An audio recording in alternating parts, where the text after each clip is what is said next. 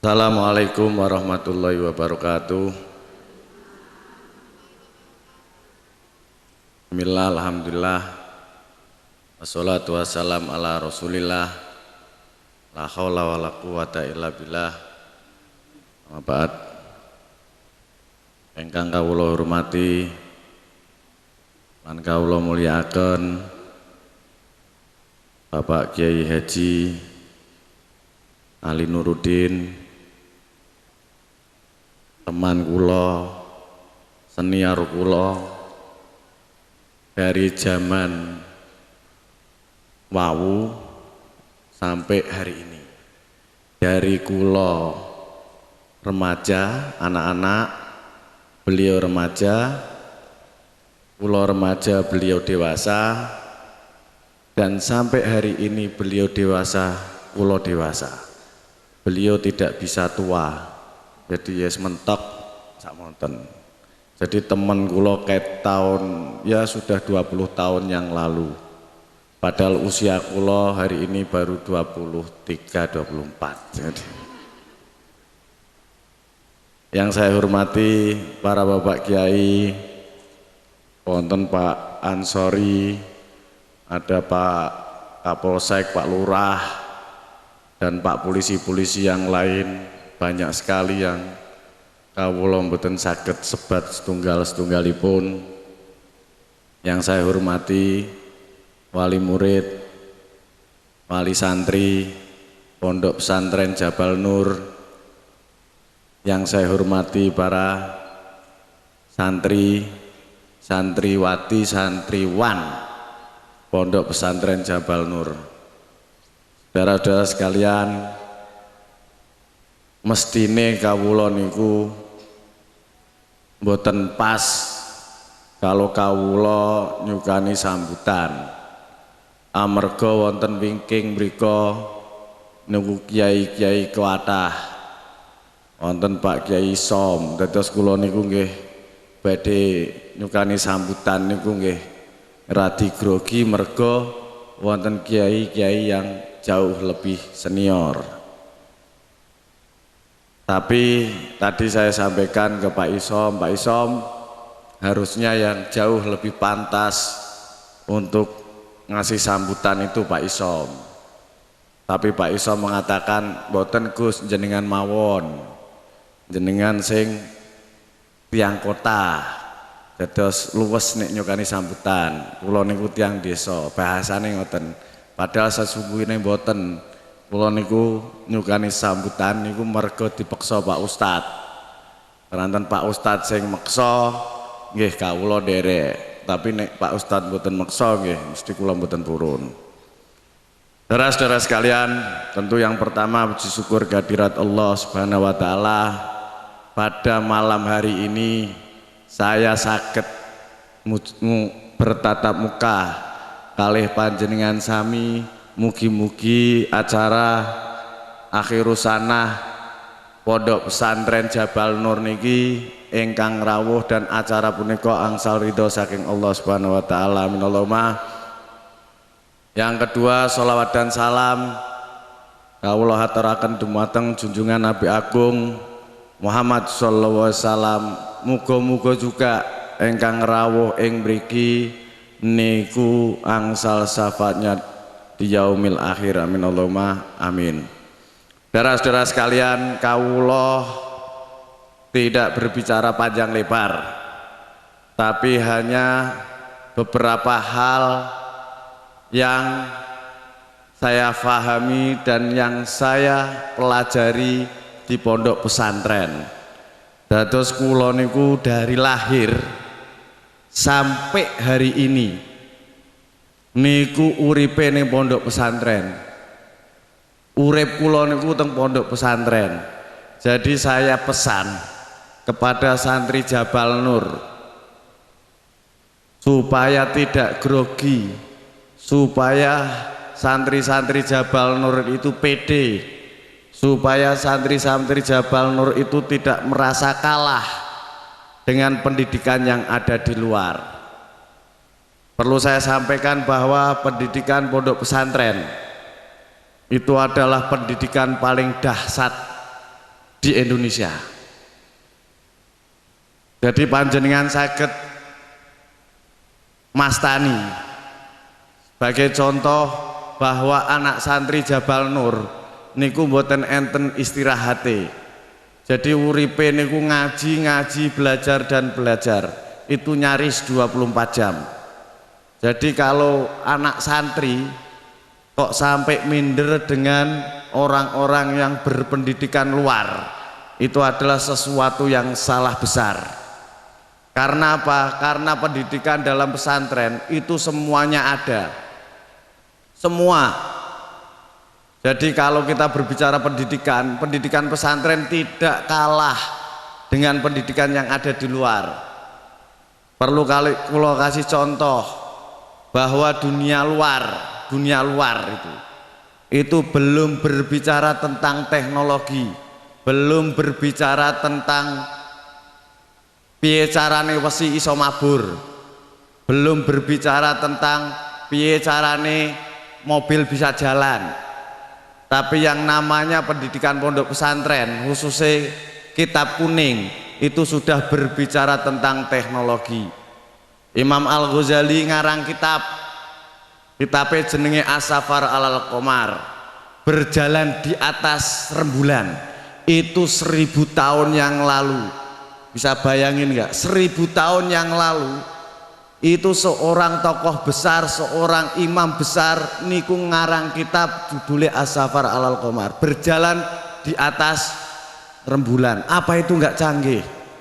Pak Ustadz Ali juga ngarang kitab As-Safar Alal Jabal, berjalan di atas gunung. Gunungnya sapa? Wallahu a'lam. Intinya ngarang kitab berjalan di atas gunung.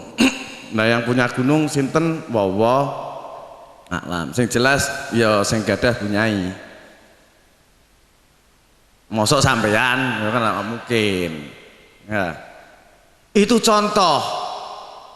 Jadi kalau ada anak santri khususnya Jabal Nur merasa minder dengan pendidikan yang ada di luar, itu salah besar. Wes intinya gini, sing jenengane santri bisa elek-elek nasib kaya aku dari DPR RI. Paling elek kuwi nasibe. Nek nasibe apik kaya Gus Dur, wis dadi kiai, dadi presiden. Sapa sing ngomong Gus Dur ora santri? Coba. Rada elek nasibe sithik kaya Ustadz Ali. Coba. Sapa sing ngomong Pak Ustadz Ali sanes santri? Wis dadi kiai duwe pondok sugih sisan. Coba. Sapa sing ngomong kuwi nasib rada elek Pak Ustadz itu? Nek nasib apik kaya Gus Dur. Sak apes-apese nasib kaya aku. Coba. Ngono sampean dadi santri Jabal Nur kok merasa minder, salah napa salah? Jadi sak nasib-nasibe santri ki kaya aku, apes. Tapi lumayan jadi DPR RI. Iya kan? Sak dhuwurku apese ya Pak Ustadz, wis kiai sugih ndek pondok dan lain sebagainya. Luweh apik meneh nasibe kaya Gus Dur. Sudah kiai kondang, kiai top, presiden maneh. Inilah saudara-saudara sekalian. Makanya sekali lagi jangan yang namanya minder, yang namanya santri. Wong kaum sarungan ki aja minder karo kaum celononan. Ya aku nek ning kantor ya nggo celana padha wae. Artinya bahwa kaum santri itu tidak merasa kecil hati, bahwa materi pendidikan yang Anda kenyam itu sudah jauh, sudah cukup untuk kehidupan sampai kiamat nanti. Ojo meneh kok sampai-sampean mati, sampai kiamat loh. Ilmu pondok pesantren niku mboten bakal habis. Nah inilah saudara-saudara sekalian, perlu saya sampaikan juga bahwa yang namanya santri itu terkadang iso dari DPR RI. Itu iso jadi dokter, iso jadi polisi. Itu polisi banyak sekali tuh yang santri-santrinya Pak Ustadz, iya kan? Tapi polisi, dokter, ya kan, kuwi nek orang ngerti agama, kuwi padha karo wong kerja hanya sebatas mencari uang. Ana lurah kok lurah rak ngerti agama, kuwi padha dadine lurah hanya sebatas mencari uang dan tidak ada palanya mergo ora ngerti agama. Padahal kalau seseorang jadi sesuatu dan tahu tentang sebuah agama, maka pahalanya akan sangatlah besar. Tapi kalau orang jadi sesuatu tidak tahu agama, maka dia akan mendapatkan duniawi semata, tidak akan mendapatkan akhiratnya. Kenapa demikian?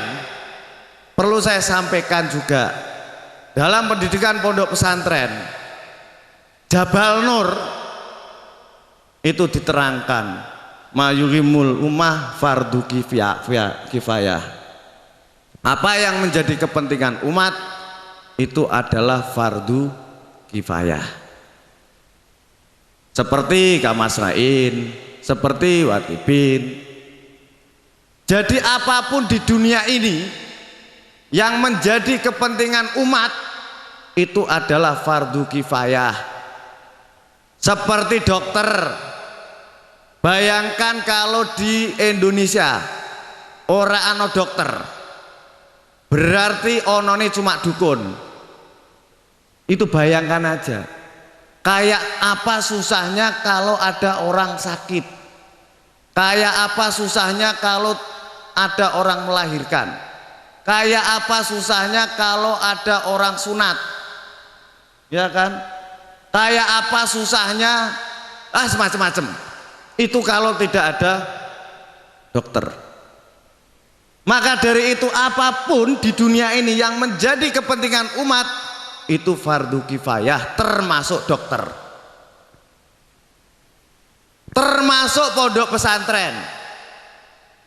Bayangke kalau di dunia ini tidak ada pondok pesantren, maka seperti apa yang namanya agama Islam bisa dipertahankan sebaik mungkin.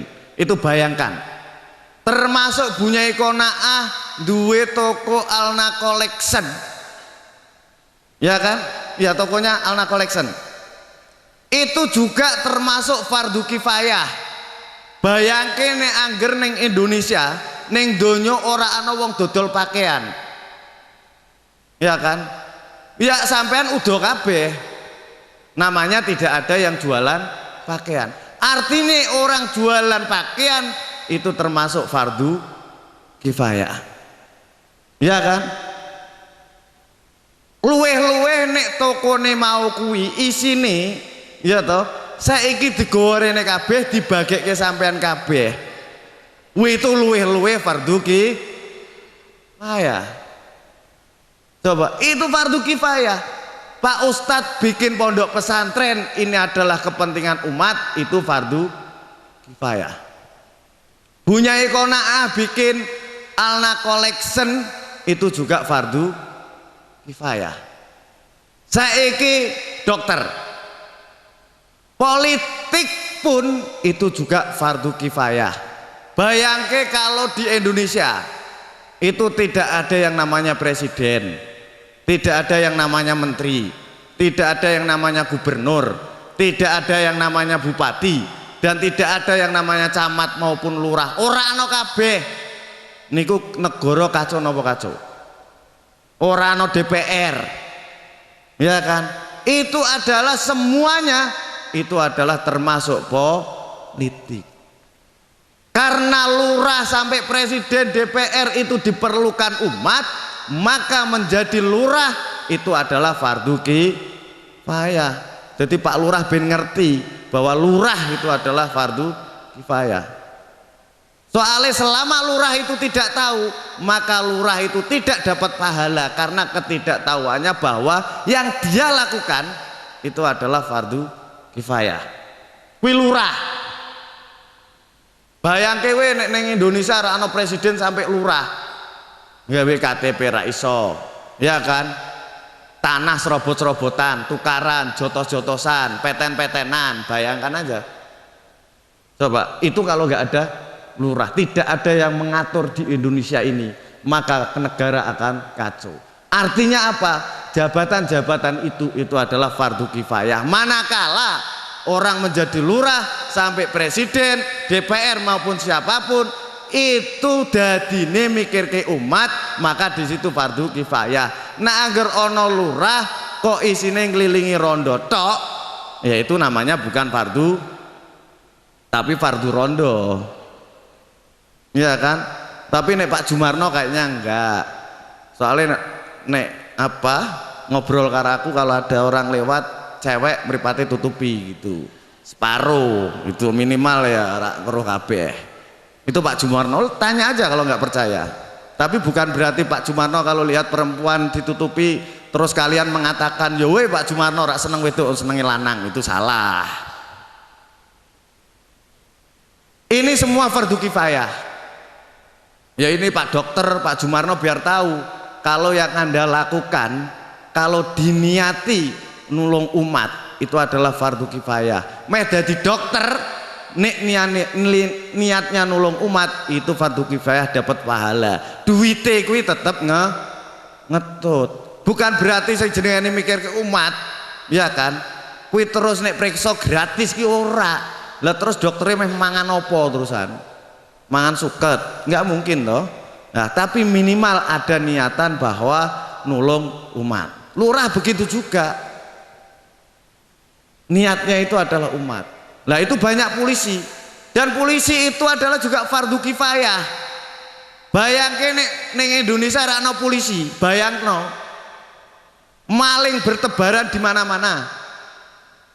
Saiki ora ono polisi, tiba-tiba bunyi konaah nyupir, mesti nabrak. Karena siji ora duwe SIM, loro nyekel setir ora tahu kok dikon nyupir, ya kan? Itu kalau tidak ada polisi. Cuma polisi jarang sing ngerti nek pekerjaannya itu adalah termasuk fardu kifayah. Karena apa? Menjadi kepentingan umat. Jadi Pak polisi hari ini biar tahu bahwa yang dia lakukan, yang dia kerjakan itu adalah kepentingan umat. Kalau kepentingan umat maka fardu kifayah. Kalau fardu kifayah maka mendapat pahala. Itu termasuk panjenengan lho Bu. Nggih to, masake kanggo bojone kuwi ya termasuk wajib. Sampean kuwi ngomong anak dan lain sebagainya itu wajib. Kabeh itu nek angger semua didasari dengan niat baik. Pak Lurah maupun polisi, dokter mangkat ning praktek, mangkat ning kantor karena niatnya bagus. Mangkate tok, tindakane tok itu adalah dapat pahala.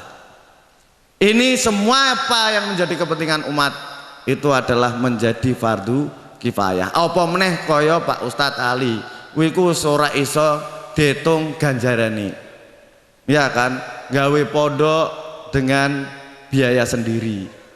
Saya tidak melihat Pak Ustadz Ali minta bantuan di pinggir jalan, mboten. Uang pribadi Pak Ustadz untuk bangun pondok. Itu uang pribadi Pak Ustadz. Kok sampai pondok kaya ngene apike, santri ora betah, kuwi kebangetan. Saya baru lihat pondok pesantren yang paling megah seluruh dunia dan akhirat itu adalah pondok Jabal Nur.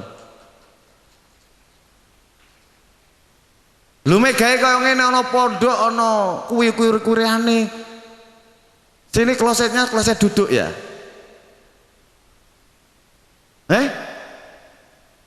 Wis apik, pondok Al-Fadlu zaman dhisik nek ning toiletnya ning kali. Iki wis apik gak karu-karuan dan ini dana pribadi. Itu luar biasa Pak Ustadz Ali. Coba, makanya nek sampean duwe anak pondok ki aja kuwatir sok ben dadi apa. Wis cekelana wis sak nasib-nasibe anake sampean sok ben ki kaya aku. Luwe bejo kaya ustate, wis gitu tok. Paham toh nggih? Nah, saudara-saudara sekalian, perlu saya sampaikan di sini juga. Jadi supaya mohon maaf ibu-ibu, supaya para santri itu tidak merasa kecil hati. Bahwa kawula niku sehari niki Bu, niku full. ngomong terus. Kula niku ket siang niku wis ngomong terus. Wau niki bar isak teng Kendal, yo ngomong ngeten terus. Ya cuma Pak Ustadz kadang kebangetan karena sing kon ngomong kuwi kancane rak dikek ngombe kan kebangetan itu. Mentang-mentang sing kon ngomong kancane to ora dikek ngombe. Ya kan? Kowe nek ra ustadz tak seneni akalmu kek endi? Wong tamu ki lho dikeki snack kek ngombe jajan, sing pidato ora dikeki kebangetan apa kebangetan? Iya. Cuma karena Pak Ustadz jadi aku gak wani ngamuk gak wani. Bayangke iki pamno kiai ini kok giyok ngene iki. Wah iso tak omyang-omyang.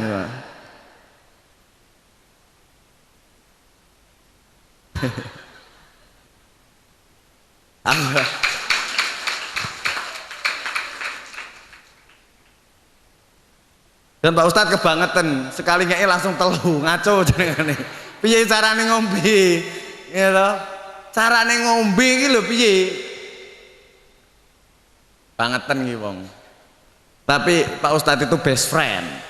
Yaitu karena apa? Saya anak-anak, Pak Ustadz remaja itu sudah berteman. Dari tahun 93 kayaknya. Aku masih SD kok. Masih sekolah madrasah ibtidaiyah. Jadi 93. Nah, saya tamat 93, ya mungkin 93. Sekarang 2016, pirang tahun kuwi. Rangel kuwi ngitungnya kuwi. Dari tahun 2003 itu saya sudah berteman dengan Pak Ustadz. Zaman dulu itu masih miskin, rak kayak saiki. Ya kan, zaman dhisik itu Pak Ustadz, saking trimone Pak Ustadz, nggak pernah beli motor. Bukan nggak pernah, nggak kuat. Jadi kelasnya itu cekelan. Ngerti cekelan, Rak? Apa ya? Orang nggak punya uang, Pak Ustadz tolongi dong, aku dipinjemin. Iki tak cekeli motorku, tapi nggak pakai bunga. Kalau pakai bunga namanya rentenir. Ustadznya nulungi terus dipakai itu bawain motor Super Cup bosok itu loh. Ya, pengomen ngenes. Jadi sampean lebih baik nggak usah melihat dan membaca sejarah Pak Ustadz Ali. Karena nek sampean melihat dan membaca sejarah Pak Ustadz Ali, sampean mesti rak tegel nangis.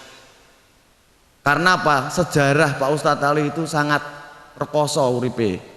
Jadi layak kalau hari ini Pak Ustadz Ali adalah menjadi seorang ustadz yang paling berhasil di Kabupaten Kendal, itu wajar. Mergo kecilik sampai dewasa di Pura Koso. Makanya Pak Ustadz Ali tidak pengen santrinya kui podo Pak Ustadz Ali rekoso. Makanya Pak Ustadz Ali bangun pondok sebagus-bagusnya supaya santri-santri tidak rekoso. Ini topnya Pak Ustadz Ali.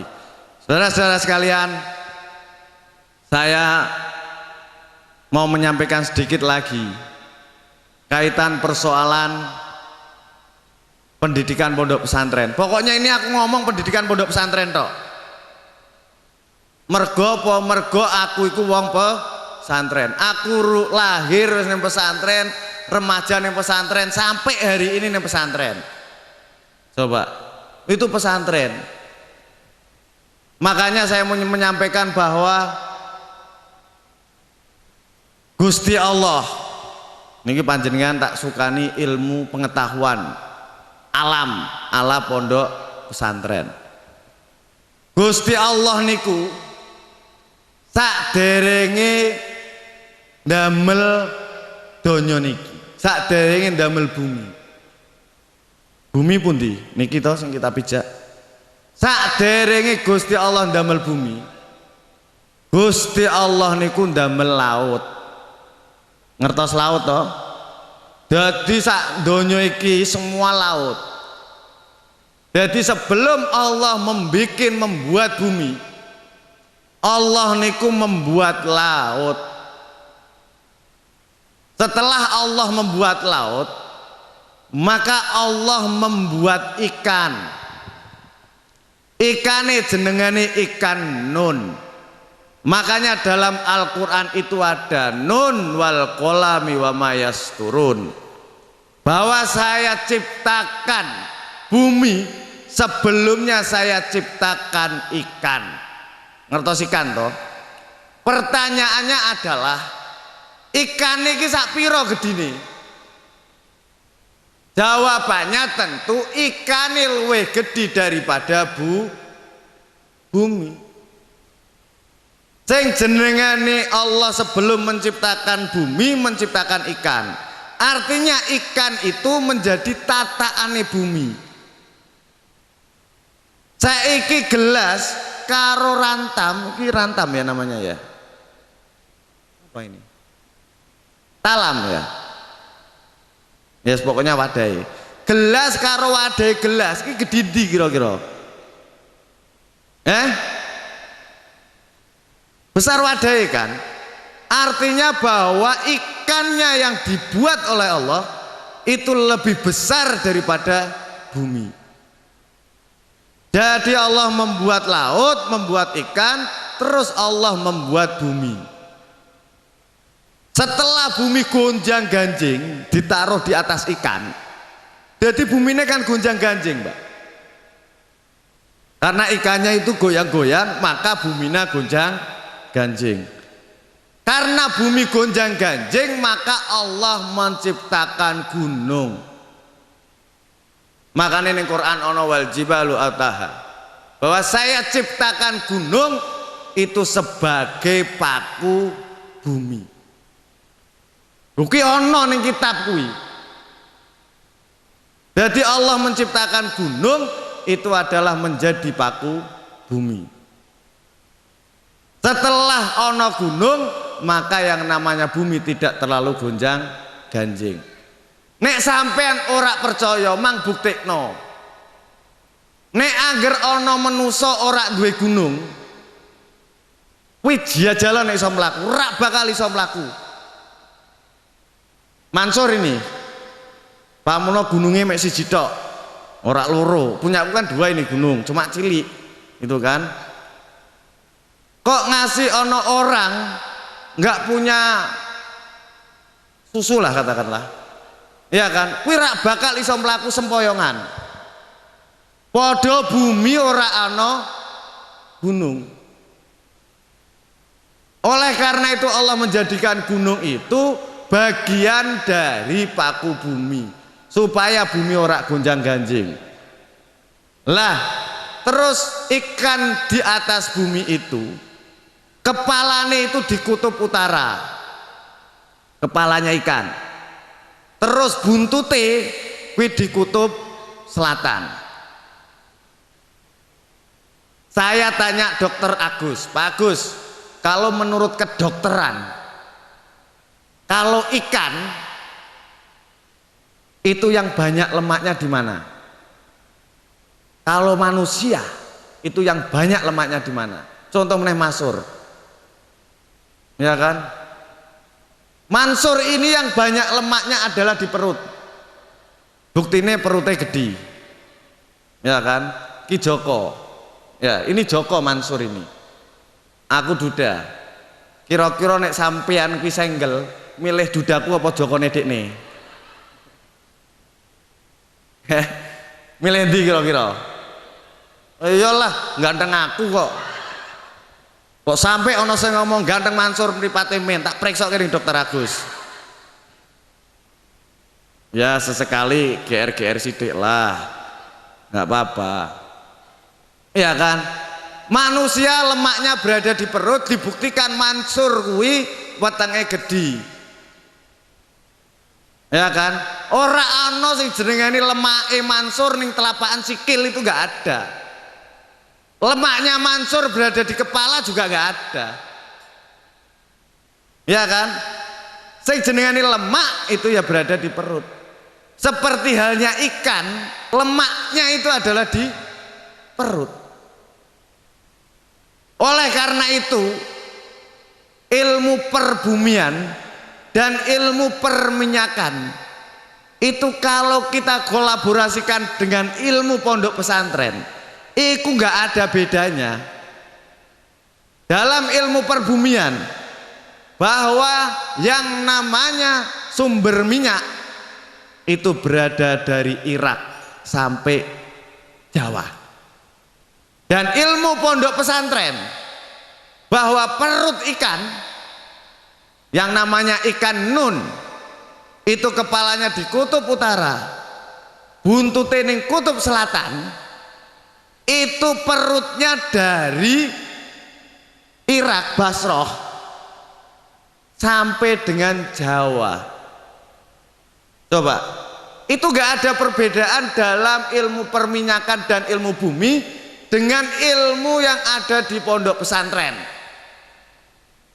Dan fakta hari ini bahwa yang namanya gudang minyak atau sumber minyak itu berada di Irak dan sampai di Jawa.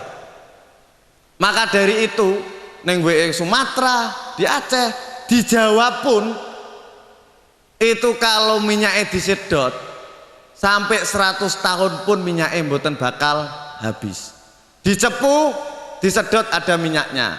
Ternyata di Bojonegoro jauh lebih besar minyaknya. Karena apa?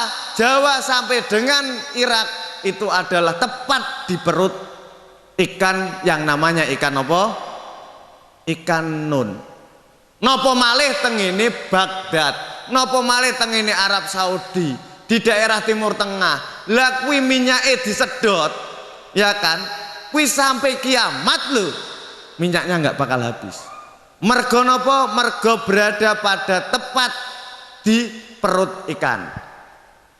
Lah kalau Australia kuwi disedot minyake ora bakal ono.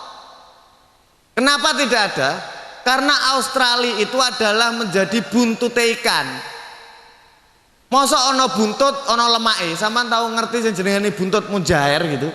Tiba-tiba lemaknya berada di buntut. Kan nggak mungkin ada. Di kutub utara sana itu nggak ada minyaknya. Mergo apa? Kepala ikan.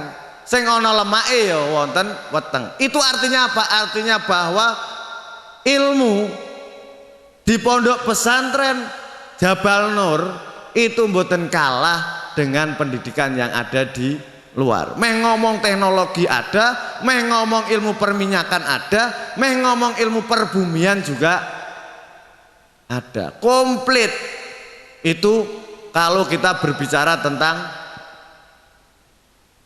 perminyakan. Makanya ning Indonesia itu disedot sak lawase minyaknya mboten bakal habis. Ning Australia itu akan cepat habis. Nah inilah maka dari itu saudara-saudara sekalian khususnya santri itu harus betah. Iku kudu sing jenengane sinaune tenanan. Karena kula ngrasake memang pondok di sini itu pondok paling top, paling mewah. Hanya satu-satunya di pondok pesantren Jabal Nur yang bawahnya pakai granit. Siji-sijine tok ning pondok sak Indonesia. Nggak ada yang namanya pondok ininya granit, itu nggak ada. Hanya di sini. Kok sampai kalian ora betah? Niku kebangetan. Niku nggih. Nah, jadi pendidikan pondok pesantren itu tidak kalah dengan pendidikan yang ada di luar. Itu contoh soal kecil saya berbicara tentang nun wal kolami wa mayas turun. Itulah Bapak Ibu sekalian yang perlu kami sampaikan, karena kalau saya berbicara terus gitu itu juga tidak terlalu pantas. Mosok DPR RI ini pidato suwen mesti sampean glendengi, nggak enak. Itulah yang perlu saya sampaikan. Sekali lagi saya matur suwun kalih Pak Ustadz Ali yang sampun perintah kula untuk ngasih sambutan ing mriki. Jadi memang kawula sama Pak Ustadz itu apa ya, sangat dekat sekali, kemana-mana bareng. Tapi bukan LGBT loh ya. Tahu toh LGBT? Nah, boten. Jadi karena memang saking dekete, ya toh, setiap apa umroh bareng, haji bareng, ya kan? Terus bareng terus aku sama Pak Ustadz Ali itu. Kemarin di Jakarta bareng, besok mau ziarah ke Pasuruan bareng terus. Jadi di saat Pak Ustadz Ali miskin, nggih kula pas niku mboten gadah yatra, ya kan? di saat Pak Ustadz Ali kaya raya kula dados DPR RI, minimal ora kaya raya kados Pak Ustadz Ali, minimal kula gadah yatra. Lah ngoten. Nek karo Mansur ya duwite kelek kathah kula. Lah ngoten. Gitu. Jadi selalu barengan terus. Kemana-mana bareng. Gitu toh. Bedanya saiki Pak Ustadz Ali duwe bojo, ya aku ya gitulah kira-kira. Bukan belum pernah tapi nggak jadi. Bojone dicek podo-podo ayune. Apa meneh koki bakalanku yang kedua. Wow, lewat itu Pak Ustadz. Itulah Bapak Ibu sekalian yang perlu kawula aturaken. Sekali lagi kawula matur suwun dan kawula nyuwun agunge pangapunten dumateng panjenengan sami, mbok pilih kata-kata kula wonten sing boten prayogi ing manah panjenengan sami, kawula nyuwun agunge pangapunten. Akhirul kalam wallahul muwaffiq ila aqwamit thoriq. Assalamualaikum warahmatullahi wabarakatuh.